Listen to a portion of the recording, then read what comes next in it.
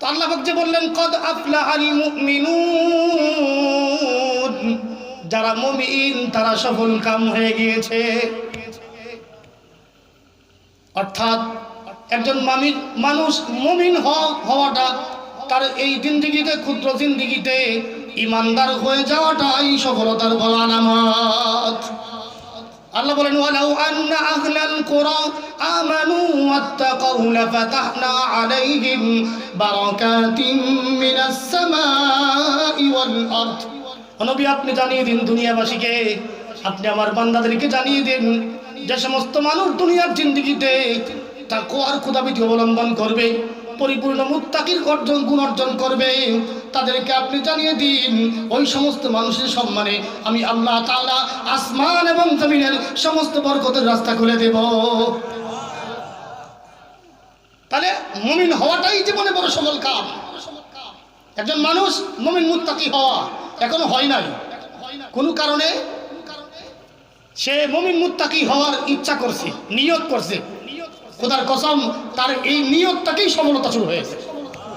একটা উদাহরণ দিলে বুঝবেন। এই আয়াতের তাফসীরে, এই সূরার এই আয়াতগুলোর তাফসীরে কিতাবে আসছে, মক্কা বিজয়ের পরে নবী মুহাম্মদ রাসূলুল্লাহ সাল্লাল্লাহু আলাইহি ওয়াসাল্লাম এমন কুখ্যাত কিছু বেঈমান মুশরিকদের ব্যাপারে, কাফেরদের ব্যাপারে লিস্ট টানিয়ে দিয়েছিলেন যে এদেরকে এখনের পরে যেখানেই পাওয়া যাবে ওখানেই কতল করে দেওয়া হবে। কথা বুঝতেছেন তো মনে হয়? এই লিস্টের মধ্যে একজন ব্যক্তি, ওনার নাম ছিল, উনি তখন ভেগে পালিয়ে তায়েফ পর্যন্ত গিয়ে পৌঁছে। হঠাৎ চিন্তা করলো এভাবে ভাইগার কদিন থাকবো, আমরা তো সীমানা সিং বাগদে বাগদে চলে গেছে দেশের বাহিরে, নাকি কোরআন হাদিসের বিরুদ্ধে কথা বলার কারণে আজকে সে নির্বাস, দেশে প্রবেশ করার অধিকার নাই, সে হারিয়ে ফেলেছে। তার চেয়ে আরো ভয়ানক ছিল এই ঘটনাটা। তারা তায়েফ পর্যন্ত অনেকেই আত্মগোপন করেছিল।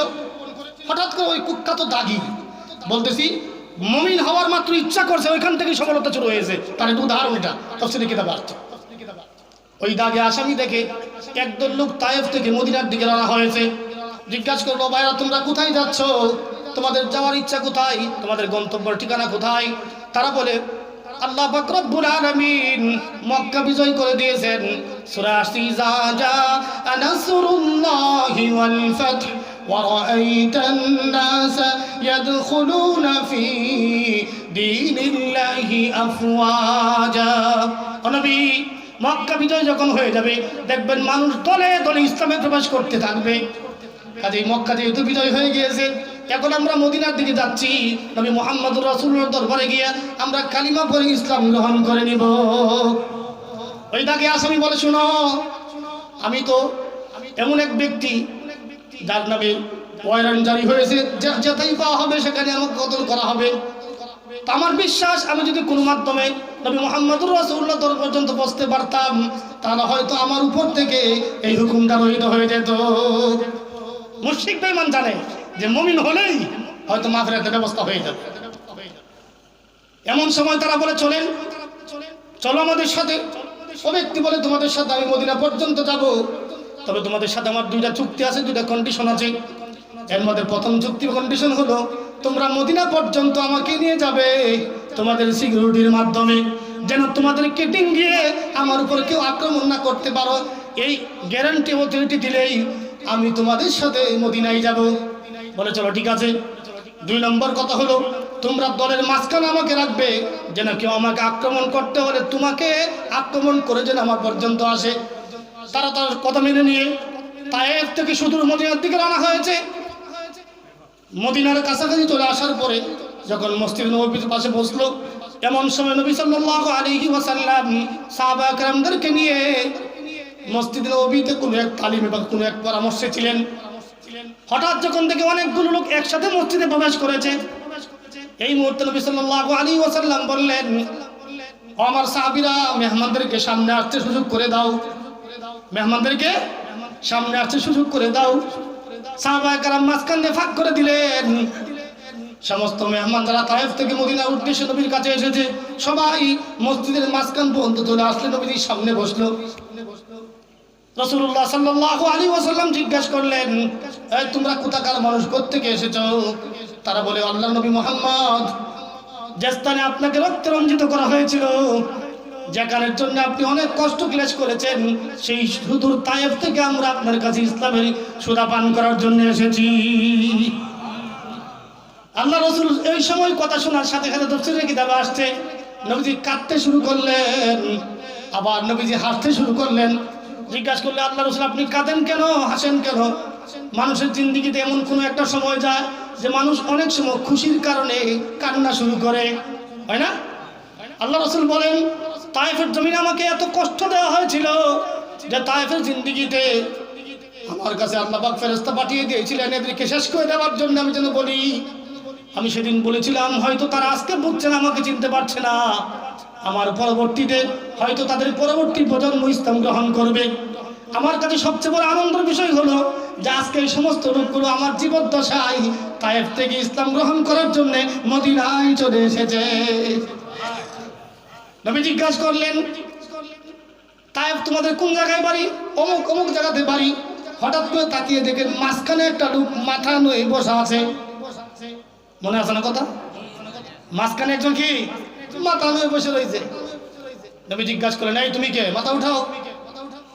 এই লোক যেই মাথায় উঠাইছে, নবী তাকে দেখেই চিনে ফেলেছেন, সেতে এই লোক যে নাকি আমার চাচাকে হত্যা করেছিল, শহীদ করে দিয়েছিল, যে মানুষটা আমার ব্যাপারে অনেক গালমন্দ করেছে, দাগি লিস্টের মধ্যে তার নাম অন্যতম একটা নাম। এই মানুষ এই পর্যন্ত আসলো কিভাবে? আশ্চর্য। নবী যখন তাকে দেখলেন, নবী প্রথম নতুন রাষ্ট্রপতি প্রেসিডেন্ট, নবীজি মিম্বরে বসা, আর সাহাবায়ে কেরাম একদল সৈনিক নবীজিকে পাহারা দেওয়ার জন্য, গার্ড দেওয়ার জন্য মসজিদের চারপাশে তারা অস্ত্র নিয়ে সুসজ্জিত দাঁড়িয়ে আছে। নবীজি তাকে দেখে সমস্ত সাহাবী যারা দাঁড়িয়ে আছেন তাদের দিকে নবীজি তাকায় রইলেন। নবীজি তাকানোর জন্য বলছিল, এখানেই তাকে ধরো, এখানেই তাকে শেষ করো। কিন্তু আফসোস হলো, মানবতার দৃষ্টিতে একটা শুদ্ধ সূত্র যদি একজন দুশ্মন যদি আপনার বাড়ি পর্যন্ত ধরে আসে, তাকে তো আর মারার জন্য বলা যায় নাকি? বলেন, বলা যায় নাকি? নবী তাকে আর বললেন না। ওই লোক নবীর দিকে তাকিয়ে আছে। হঠাৎ করে নবী বললেন, ওই ওয়াহশী, তোমার কি এখনো সময় হয় নাই ইসলাম গ্রহণ করার মতো? বলতেছিলাম, মুমিন হওয়ার ইচ্ছা করাই মানুষের জিন্দেগিতে বড় সফলতা। ওই লোক যে কোনো কারণে, যে কোনো মাধ্যমে এই পর্যন্ত আসছে, মুমিন হওয়ার ইচ্ছা হয়। আল্লাহ পাক রব্বুল আলামিন তার মতো ব্যক্তিকে নবী মুহাম্মদ সাল্লাল্লাহু আলাইহি ওয়াসাল্লামকে দিয়ে ইসলামের দাওয়াত পৌঁছিয়ে দিয়েছেন। ওই মানুষটা তখন বলে, ও আল্লাহর রাসূল সাল্লাল্লাহু আলাইহি ওয়াসাল্লাম, সারা জিন্দেগি পর আপনার আবদ্ধ করেছি, এমন কতগুলো বড় বড় গুনাহ আমার জিন্দেগিতে প্রতিষ্ঠিত হয়েছে, আমি এমন কত বড়গুলো গুনাহ আমার জিন্দেগিতে আমি বেসর করেছি, যে সমস্ত গুনাহগুলো নিয়ে ইসলাম গ্রহণ করলে কোনো কাজ হবে না। যদি ইসলাম গ্রহণ করার পরেও জাহান্নামে যেতে হয়, তাহলে আমার ইসলাম গ্রহণ করলে আর লাভ কি হবে? আল্লাহ রাসূল বলছেন যেমন, তখন সে কোরআন শরীফ আয়াত দিয়ে দলিল দেয়, ওয়াল্লাযীনা লা ইয়াদউনা মা'আল্লাহি ইলাহান আখারা ওয়া লা ইয়াকতুলুনান নাফসাল্লাতী হারামাল্লাহু ইল্লা বিল হাক্কি ওয়া লা ইয়াজনুন ওয়া মান ইয়াফআল যালিকা ইয়ালকা আসামা। সূরা ফুরকানের মধ্যে আসছে। চিন্তা করতেছেন, নবী যদি তোমাকে ঈমানের দাওয়াত দিয়ে দিবেন, তাহলে আশা করা যায় আমার উপর থেকে মৃত্যুদণ্ড বাতিল হয়ে গিয়েছে। কি বলেন? যেহেতু ঈমানের দাওয়াত দিয়ে দিয়েছেন নবীজি, আশা করতে পারি আমার উপর থেকে মৃত্যুদণ্ড বাতিল হয়ে গিয়েছে। কাজে ইসলাম যেহেতু গ্রহণ করব, কিছু কথা বলি আগে, কিছু কথা কি করি বলি। ও ব্যক্তি বলে, ও মুহাম্মদ সাল্লাল্লাহু আলাইহি ওয়াসাল্লাম, আপনার প্রতি আল্লাহ পাক যে কোরআন নাযিল করেছেন, ওই কোরআনে এক আয়াতে বলছে, মানুষ যখন এই তিনটা গুনাহ করবে, বড় বড় গুনাহ, এর মধ্যে একটা হলো আল্লাহর সঙ্গে শরীক করা, আল্লাহর সঙ্গে অন্যের ইবাদত করা, 2 নম্বরে জেনে শুনে হত্যা করা, 3 নম্বরে জিনা করা। এই সমস্ত 3 গুনাহ যে করবে সে জাহান্নামী। আমি তো এই সমস্ত 3 গুনাহতে চ্যাম্পিয়ন ছিলাম, যে কারণে আমার ব্যাপারে মৃত্যুদণ্ড আমার ব্যাপারে তালিকা হয়ে গিয়েছে। কাজে ঈমান আনার পরে, মুমিন হওয়ার পরেও যদি জাহান্নামে জ্বলতে হয়, তাহলে আমার এমন মুমিন হওয়ার কোনো প্রয়োজন নাই। এটা ইসলামের জন্য, মুমিনের জন্য কলঙ্ক। ঈমান আনার পরেও জাহান্নামে জ্বলবো, প্রয়োজন নাই। বহুত বড় ঘটনা, তাফসীরে কিতাবে আসছে। নবীজি ওই সময় চুপ করে বসা, কিছু বলছেন না। ঠিক এই মুহূর্তে মুমিন হওয়া যে কত বড় সফল কাম দেখেন, ওই মানুষটা যেন মুমিন হয়ে যেতে পারে, আল্লাহ পাক রব্বুল আলামিন ওই মুহূর্তে জিবরাইলকে পাঠিয়ে দিলেন। জিবরাইল আলাইহিস সালাম বলে, আল্লাহর রাসূল আপনি বসা কেন, তার কথা উত্তর দেন না কেন? নবীজি বলেন, সে যদি বেঈমান, এখনো পর্যন্ত ঈমান আনে নাই, কিন্তু এমন কথা বলে সে আমার সঙ্গে দলিল পেশ করেছে যা স্বয়ং কোরআন শরীফ আল্লাহ উল্লেখ করে দিয়েছেন। দুনিয়ার যুক্তি হলে আমি বাদ দিতাম, কিন্তু যেহেতু কোরআন শরীফের আয়াত দিয়ে দলিল দিয়েছে, কাজে আমার পক্ষে যুক্তি বাদ দেওয়া সম্ভব হবে না। আমি কি বলবো, যেন চুপ করে বসে আছি। জিব্রাইল বলে পরে আয়াত বলেন, ইল্লা মান তাবা ওয়া আমানা ওয়া আমিলা আমালান সালিহা ফাউলাইকা ইউবাদদিলুল্লাহু সাইয়্যাতিহিম হাসানাত ওয়া কানা আল্লাহু গফুরার রহিমা। আল্লাহ পাক রব্বুল আলামিন একটা বান্দা যেন মুমিন হয়ে যেতে পারে, যেন সফলতা তার জিন্দেগিতে আনতে পারে, আল্লাহ পাক স্বয়ং জিবরাইলকে পাঠিয়ে দিলেন। জিবরাইল বলেন, নবী আপনি বলেন। নবীজি বলেন, ও ওয়াহশী, তোমার পক্ষে, তোমার ঈমানের পক্ষে মুমিন হওয়া সহজের জন্য আল্লাহ পাক আয়াত নাযিল করলেন, যারা নাকি তওবা করবে, এই 3 গুনাহ করার পরেও যারা নাকি তওবা করবে, ঈমান আনবে, আমলে সালেহ করবে, আল্লাহ পাক শুধু তাদেরকে মাফ করবে এরকম নয়। আল্লাহ বলেন, ফাউলাইকা ইউবাদদিলুল্লাহু সাইয়্যাতিহিম হাসানাত। আল্লাহ পাক রব্বুল আলামিন এই সমস্ত বেঈমানদের গুনাহগুলোকে নেক দ্বারা পরিবর্তন করে দিবেন। সুবহানাল্লাহ জোরে বলেন। সুসংবাদ, সুসংবাদ। খালি কান বাড়ি করবেন না, শুনে বোঝার চেষ্টা করেন। তওবা করলে, ঈমান আনলে, আমলে সালেহ করলে শুধু গুনাহ মাফ হয়ে যায় না গুনাহ নেকে পরিবর্তন হয়ে যায়? সিহন কথাটি কি কথা? সিহন কথা। ঈমান আনলে, তওবা করলে, আমলে সালেহ করলে শুধু গুনাহ মাফ হয় না। আল্লাহ বলতেছেন এই 19 পারার 5 নম্বর পৃষ্ঠার 2 নম্বর লাইনের মধ্যে, ইউবাদদিলুল্লাহ, আল্লাহ পরিবর্তন করে দিবেন, সাইয়্যাতিহিম, তাদের গুনাহগুলোকে হাসানাত, নেক দ্বারা। বলে বলেন না সুবহানাল্লাহ। যদি আমরা এরকম কোন গুনাহগার এখানে থাকি, জিন্দেগিতে এমন গুনাহ হয়েছে যে গুনাহগুলোর জন্য আমার জন্য জাহান্নাম ওয়াজিব, এই মুহূর্তে তওবা করেন, আল্লাহ পাক ওয়াদা করেছেন গুনাহ নেক দ্বারা পরিবর্তন করে দিবেন। এই কথা যখন নবীজি বললেন, ওয়াসি বলতেছে, আল্লাহ রাসূল এর তো বেজার আছে, এর কি আছে? কথাটার মধ্যে একটু ফাঁক ফুকুর আছে। সিহন কথা ভালো করে ধরুন। যে নবীজি বলতেছেন, তওবা করলে, ঈমান আনলে, আমলে সালেহ করলে গুনাহ নেক দিয়ে পরিবর্তন হয়ে যাবে। সমস্যা কি? কোন সমস্যা আছে না? এইবারে কি কয়? এনে বেজার আছে। কি আছে? খুব খেয়াল করি। আমি মুসলমান,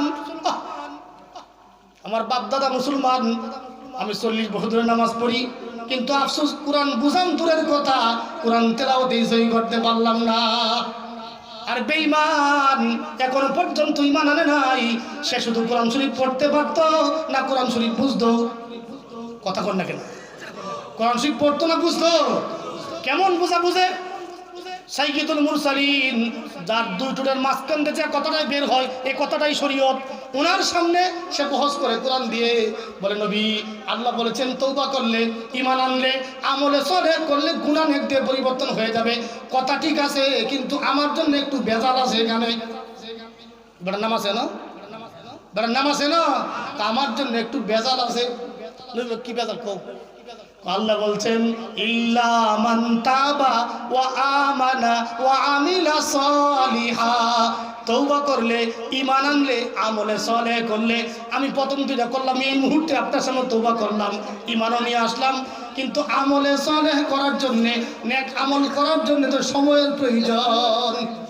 আমি ফজরের পরে ইসলাম গ্রহণ করলাম, দেখা গেল জোহরের আগেই আজরাইল চলে আসলো, তাহলে আমি তো আমলে সালেহ করতে পারলাম না, আমার গুনাহ তো মাফ নাও হতে পারে। কথা বুঝছেন নাকি? ব্যস্তা নবীজি কথা তো ঠিকই, আমলে সালেহ কোনো সময় প্রয়োজন না। ফজর সারির জন্য কি ফজরের পরে ঈমান আনলে, আলহামদুলিল্লাহ, আমলে সালেহ করার তো সময়ের প্রয়োজন নাকি? তো আমলে সালেহ করার আগে যদি মৃত্যু হয়ে যায় আমার, নবীজি কথা তো ঠিকই, কথা তো ঠিকই। নবীজি আবার বসা, আবার জিবরাইল চলে আসলেন। নবীজি বসা কেন? এবার তো কথা ঠিক বলছে। এমন কোরআন শরীফ বুঝা বুঝে নিজের জন্য নাজাতের রাস্তা খুঁজে খুঁজে বের করা শুরু করে দিয়েছে।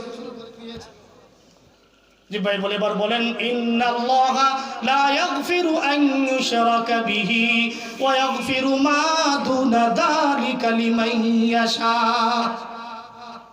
যে সমস্ত মানুষ শিরক ছাড়া অন্য কোনো গুনাহ করবে, আল্লাহ পাক সব গুনাহ মাফ করে দিবেন, এমনকি তওবা করলে শিরক গুনাহও মাফ করে দিবেন। বড় গজইনো বেজাল আছে, এই কথা তো কি আছে? ও কি বেজাল? আল্লাহ আয়াত কইছে লিমান ইয়াশা, যার জন্য ইচ্ছা তার জন্য, যার জন্য ইচ্ছা তার জন্য। আমি তো বড় দাগি আসামি, বড় গুনাহগার, আমার জন্য আল্লাহ পাকের ইচ্ছা হইল না। সুবহানাল্লাহ বলবেন না? কোরআন শরীফ পড়তে পারতো না, বুঝতো? আমি মুসলমান, সূরা ফাতিহা ঠিক মতো পড়তে পারি না, আর কুখ্যাত বেঈমান এখন ঈমান আনে নাই। নবীর সামনে কোরআন শরীফের আয়াত দিয়েই সে দলিল দেয়, ও নবী, ঈমান আনলে লাভ কি হবে? তওবা করলে লাভ কি হবে? আমলে সালেহ করলে লাভ কি হবে যদি আল্লাহ পাক আমার প্রতি ইচ্ছা না করেন? নবীজি আবার বসা, আবার জিব্রাইল চলে আসলেন। নবীজি বসা গেল, নবী বলে আমি চাই তারে বারবার কুলে উঠাতে, সে তো ফিসলে ফিসলে নামিয়ে যায়। ফিসলে ফিসলে কি করে? নামিয়ে যাচ্ছে। এখন তো আবার সে দলিল দিচ্ছে আয়াত দিয়ে।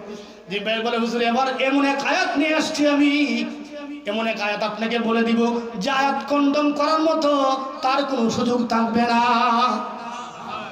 বলেন, قل يا عبادي الذين أسرفوا على أنفسهم لا تقنطوا من رحمة الله إن الله يغفر الذنوب جميعا إنه هو الغفور الرحيم।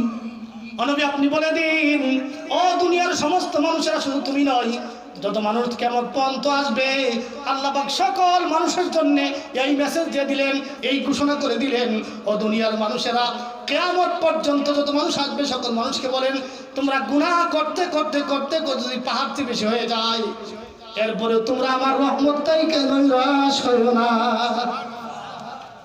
নবীজি বলেন, ওয়াসি এবার আসবো না, কোনো পাও নাই। চিন্তা করলেন যে আর দেরি করে লাভ হবে না, এই মুহূর্তে কালিমা পড়ে আমি ধন্য হয়ে যাই। আল্লাহ বলছিলেন, কদ আফলাহাল মুমিনুন, যারা মুমিন তারা সফল কাম। কতগুলো কাজ করণ লাগবে, কি করণ লাগবে? পরিচালক বলতেন 5 মিনিটের কথা, হয়তো 2-1 মিনিট আছে, খুব সংক্ষেপে হয়ে লাগে। বাংলা কোন শিব খুলে খুলে দেখে নেবেন পরবর্তীতে। এর মধ্যে প্রথম যে কাজটা, সফল কাম মুমিন কারা হবে, এর প্রথম কাজ হলো আল্লাযীনা হুম ফি সালাতিহিম খাশিউন, যে সমস্ত মানুষেরা ভয় পাওয়া নামাজি, ভয় পাওয়া নামাজি, যারা নামাজের মধ্যে আল্লাহকে ভয় করে। আল্লাযীনা হুম ফি সালাতিহিম খাশিউন, যারা ভীত সন্ত্রস্ত অবস্থায় খুশু খুজুর সাথে তাদের নামাজ কায়েম করে। আল্লাহ বলেন, যারা সফল কাম মুমিন তাদের মধ্যে তারা 1 নাম্বার। নামাজ কি ভয় পাওয়া না লোক দেখানো? হ্যাঁ, বড় কথা যে 70-80 নফল বলে করে দিন, কতদিন আগে একবার কি কইতাছে 70-80 রাকাত নফল তার জিন্দেগিতে আদায় করে প্রতিদিন। অথচ হাদিস কোরআনের কোথাও নাই বিশ্ব নবী 70-80 রাকাত নামাজ পড়ছে। এটা মনে হয় ওটা কইছে 6-7 রাকাত, ভুলে আয় বলছে 70-80 নাকি 100টা মনে ভুলে কই আছে। কি বলেন? আল্লাহ কি কথা বলছে? 70-80 রাকাত কোন লাগি? আল্লাযীনা হুম ফি সালাতিহিম খাশিউন, ভীত সন্ত্রস্ত অবস্থায় আল্লাহ পাকের ভয় নিয়ে, দিলটার মধ্যে আল্লাহ পাকের ভয়কে জায়গা দিয়ে আল্লাহকে হাজির সামনে হাজির নাজির রেখে এমন ভাবে নামাজ কায়েম করা যেন মালিক আমাকে দেখতেছেন, আমি মালিককে দেখতেছি। অনেক কথা। 2 নম্বরে ওয়াল্লাযীনা হুম আনিল লাগবি মুরিদুন, যারা সফল কাম মুমিন তাদের 2 নম্বর গুণ হলো সমস্ত লাগব ওয়াহেতুক বাজে কাজ থেকে বেঁচে থাকবে, পরিহার করবে। যত বাজে কাজ আছে সমস্ত বাজে কাজ কি করবে? সমাজের মধ্যে বাজে কাজ পরিহার করছি না খুব বেশি বেশি দৌড়ছি? হ্যাঁ, মোবাইলের ফেসবুকের নামে এমন এক গজব আসছে, যুব সমাজ প্রায় ধ্বংস হওয়ার পথে, নাকি প্রায় ধ্বংস হওয়ার পথে এমন এক গজব এই ফেসবুক আমাদের জন্য নিয়ে আসছে।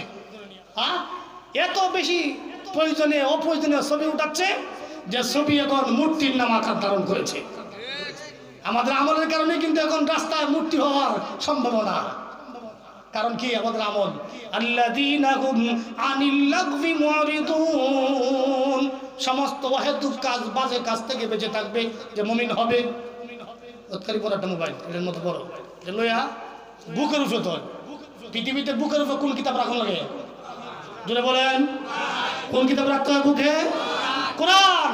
আর আজকে শয়তান কোরআনের পরিবর্তে মোবাইল নামক এই শয়তান আমার বুকে উঠিয়ে দিয়েছে।